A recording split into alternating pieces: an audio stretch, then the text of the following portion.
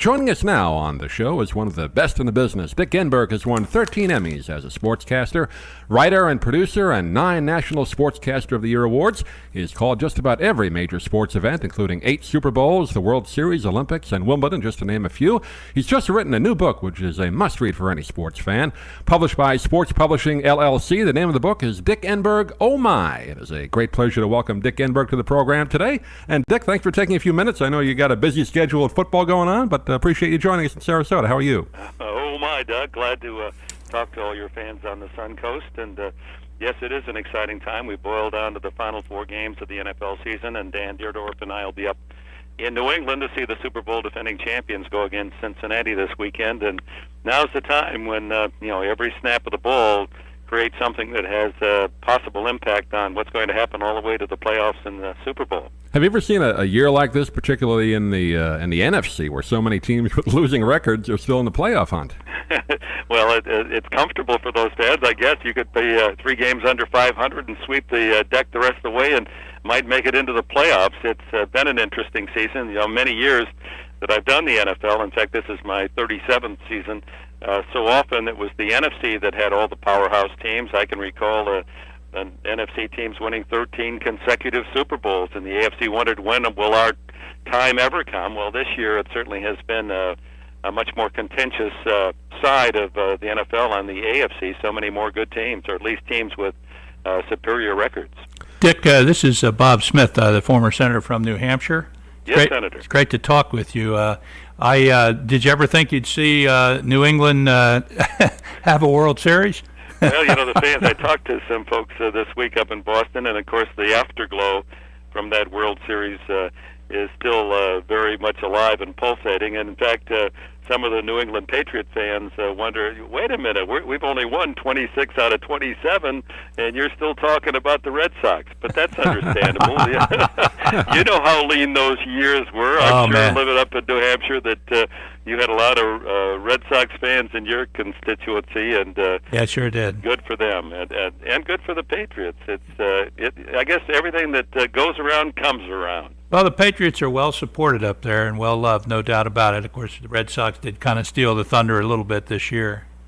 Well, it's this book, as you can imagine, Senator, and I'm sure you've had your hand in the publishing area, and it's been quite a challenge. It took a year and a half, and next month will be the start of my 50th year of sportscasting, and to try to condense that down to 250 pages. The one thing it has assured the reader, there are no long stories. I've had to be brief, and I've tried to come up with a creme de la creme, and hopefully it'll be a happy, inspiring, and humorous read. I read it last night, Dick, and you're right. It's just filled with wonderful stories, anecdotes of all the people that you've worked with over the years. And it just sounds like, you always had that great enthusiasm on your broadcast, but even in the book, I think that comes through. It must have been a lot of fun to write.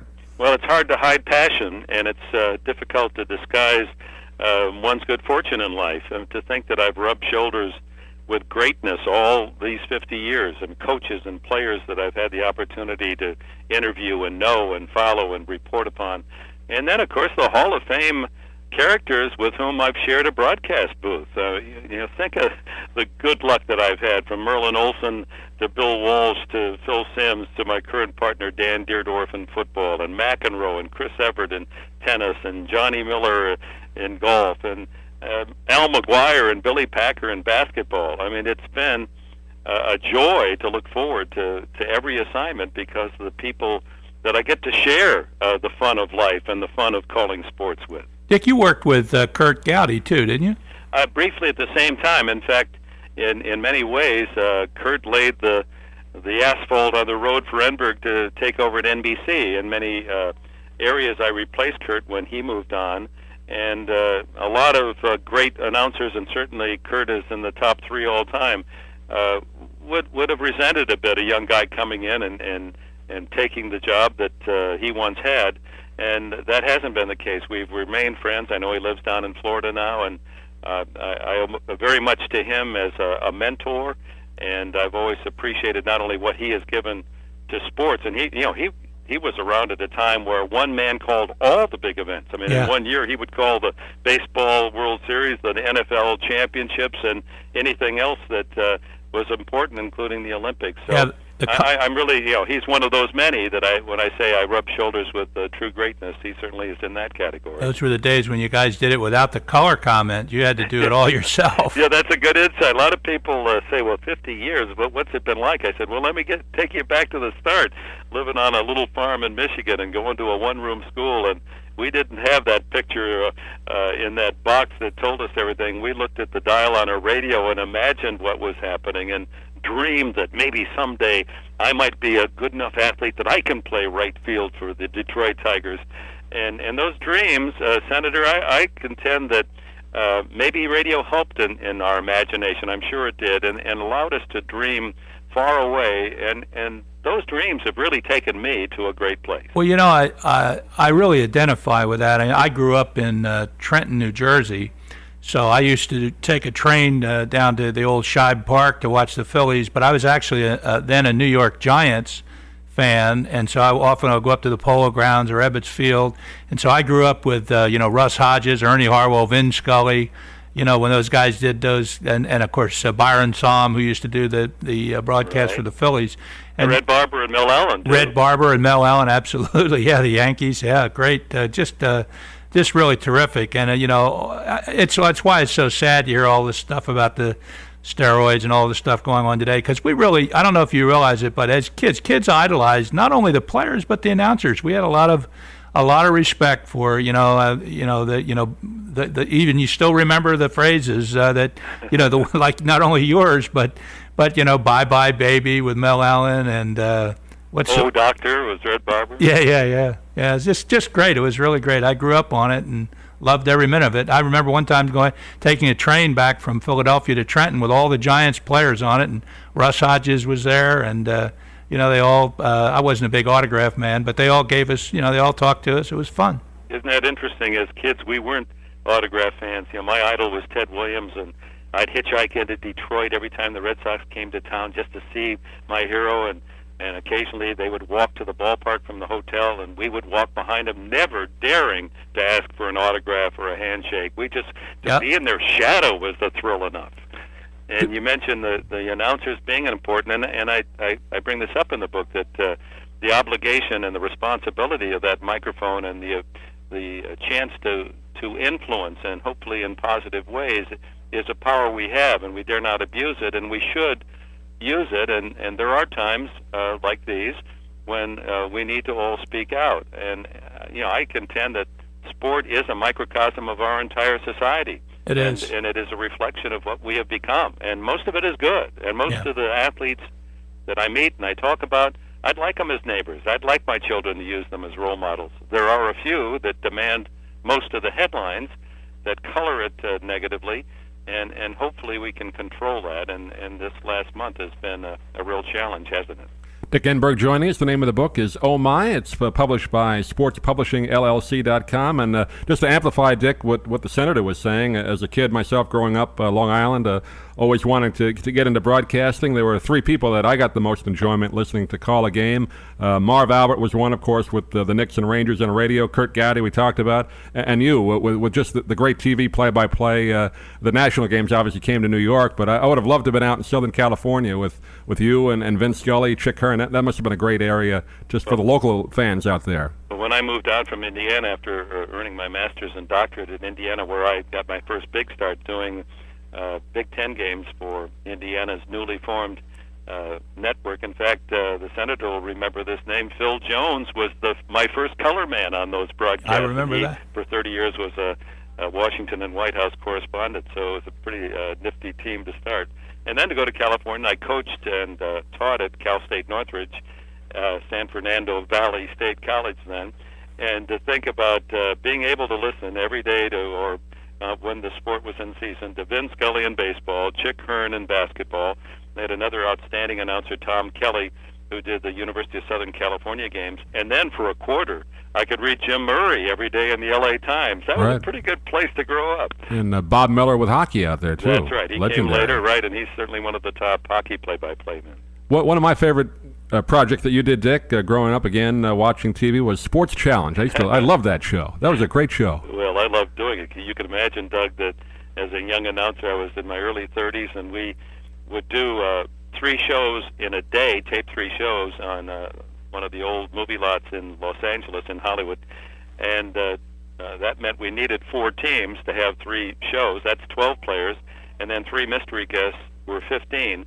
So at one time, and they would all wait around, no one would leave, and these men were paid the astronomical fee of $1,000 to be on those shows. Can you imagine that today? Man. That's chump change. They wouldn't even sneeze for $1,000. Most athletes. They won't sign an autograph for less than that now. That's probably, right. But after we would finish taping, everyone would wait, and here I would be rubbing shoulders with 15 Hall of Fame greats, and included in their conversation, and Jackie Robinson and Joe DiMaggio would be in this corner, and Ted Williams and Wilt Chamberlain and Joe Louis would be in this corner, and Bronco Nagurski would be in the other corner with Jerry West. I mean, it was a glorious time. I think I read somewhere where the highest salary that Willie Mays and Ted Williams ever got was something like $300,000. Oh, I think it was less than that. Might have Ted. been. Ted became my friend at the end, and that's my last chapter in the book, because I kind of wanted to leave the reader, especially the young reader, with the thought that the cycle from going, trying to dream and be someone and having an idol, and then getting to know your idol at the end, and for him to pick you out of the crowd. Well, that was my story with Ted Williams, and it really defines how great these 50 years have been. Yeah, indeed. Just a couple of minutes left with Dick Enberg. I just wanted to let the audience know once again where you can get the book at sportspublishingllc.com. I'm sure Amazon and all the book sites will have it as well. But one of the really moving chapters you have in the book, Dick, is about the great Al McGuire. Maybe just a couple of words on him. Well, he's the most unforgettable character that I've ever met, Doug. There's just no one like him. He joined Billy Packer and I in 1978 after winning the national championship at Marquette. And his street genius, New York street genius, every time I was with Al, he would teach me something. He just saw more of life than the rest of us. He seemed to know the lines before the people verbalizing them did. You know, we'd be driving with him, and he'd say something like, "Do you ever notice that the largest United States flags fly over foreign car dealerships?" And he would say, "Dixie." He called me Dixie. He said, "No is a good answer." I said, "What do you mean, Al?" "Yes is a good answer." He says, "But no isn't a bad answer. People think no's a bad answer, but maybe is the bad answer.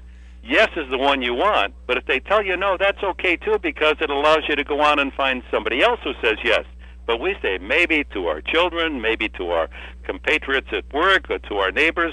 Maybe it's a bad answer. It just delays, and it's usually no anyway." And there's really such a brilliance in that kind of thinking. It really is. I guess we're about ready to wrap. Dick, I wanted to ask you one quick question. I guess we don't have too much time. I'm not asking you to go into the steroids issue, that aside, but what do you make of the fact that, you know, you've seen some of the greatest players in all sports, but just focus on baseball for a minute. You know, you've seen Mays, Williams, all of these great hitters, and yet here's a guy like Bonds who gets 250 at-bats a year. They walk him 250 times. I mean, it's just, I've never seen anything like it. Here's a guy who's got this great talent who really doesn't get a chance to use it. That's the only sport. I mean, if you're a quarterback or you're a basketball player, they got to give you the ball at some point, whereas he doesn't get a chance to hit. Well, it just is testimony to his remarkable talent, and unfortunately, that appears to be sullied by the fact that he may have taken performance-enhancing chemicals, and I'm really offended by that. I don't like it. You can see body changes, and it is being done. It is not only just rumored, but we know that certain athletes have used it. I'm going to have a difficulty when he passes Henry Aaron to respect that fully. It isn't Babe Ruth. It isn't Roger Maris. It isn't Henry Aaron. If he falsely made himself better through outside means, I'm going to have to put an asterisk in my own heart, an asterisk on that record. Yeah, I agree. Well, the name of the book is Dick Enberg, Oh My, and once again published by sportspublishingllc.com. And Dick, great thrill for me to finally get to talk to you, even if it's only on the phone, and maybe after football season ends, when your schedule lightens up, we'd love to have you back on again. I'd like that, Doug and Senator. Happy holidays to you and all your fans. Same to you. It's an honor to talk with you. Thank you. Appreciate it.